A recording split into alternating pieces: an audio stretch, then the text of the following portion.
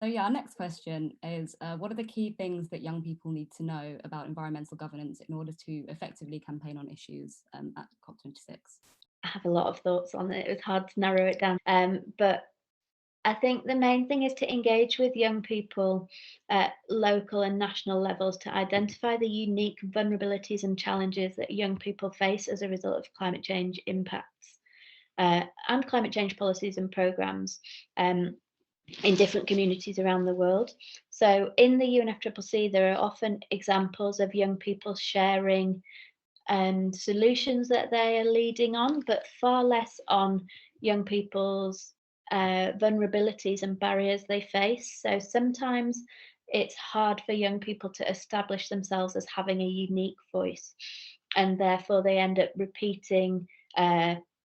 scientific messages or local knowledge from other non-state actor constituencies, like Indigenous peoples, um, from women and gender in the global south, which is really important, and that solidarity is highly necessary, but it overlooks the kind of intersectional barriers and difficulties that young people face by being young and black in that community, or a young woman in that community, young and disabled in this particular community that is facing climate impacts. So that age element gets overlooked. So the first thing I would say is, if you want to be a youth representative, you need to be speaking about how climate change affects youth, not just a person who is young talking about how climate change affects somebody else. So that would be my first one. My second recommendation would be for young people to really have confidence in their own voices, and work with other young people around the world to develop this stronger justification for why you think young people have this unique stance from which to interpret the negotiations. And remember that youth have been recognised as one of 9 non-state actor constituencies in the UNFCCC, and sort of recognise your privilege, because young people that are able to attend UNFCCC conferences have to be fairly privileged to be able to come all of the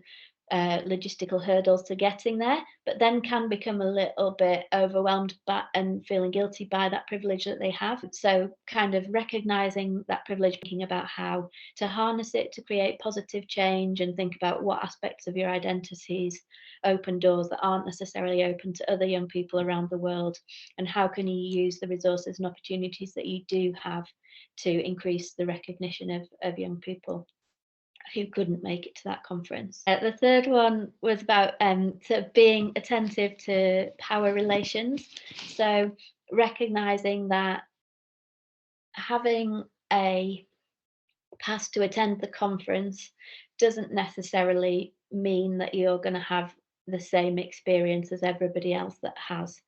a pass to that same conference. And being really attentive to power relations and thinking about how that might shape your interactions with other people, and how to respond to that. So it may be kind of a direct power dynamic, in that you're speaking to governments and they can participate directly in the negotiations and you can't. But it might also be sort of a more invisible power dynamic, in that supposedly you're all equals, just having a chat, but some people's perspectives will be given more weight than yours is because of who they are. And thinking about how to work with others in the room to amplify each other's voices, supporting other marginalised groups, so not only youth, but other less powerful, more marginalised actors, to make sure that you are amplifying each other's voices rather than competing for attention. And then the next one would be about reflecting about how your participation is potentially shaped by your emotions. So I found my PhD was about youth participation in the UN climate negotiations, and I found that emotions play a huge role in shaping what young people do. And there's some research on this from a Swedish researcher called Maria Ojala, and she found that there's kind of 3 main approaches. So you can engage in problem-focused coping, meaning-focused coping, or emotion-focused coping. So problem-focused is about kind of tackling the problem head-on to reduce your own anxiety about it. Meaning-focused coping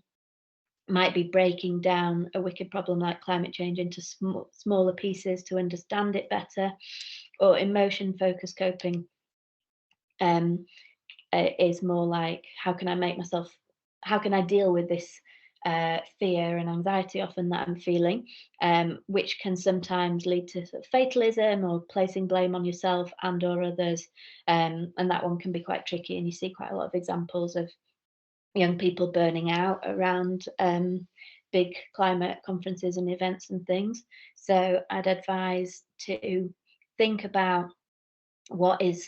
motivating a particular activity that you're thinking of doing, and to devise strategies accordingly to help you to manage your emotions proactively rather than reactively, and to support each other as well in that, and recognize that everybody is on different stages in their journey of learning about climate change and what they can do, and trying not to be too judgmental if people are less far ahead on that journey as you are, and helping them along.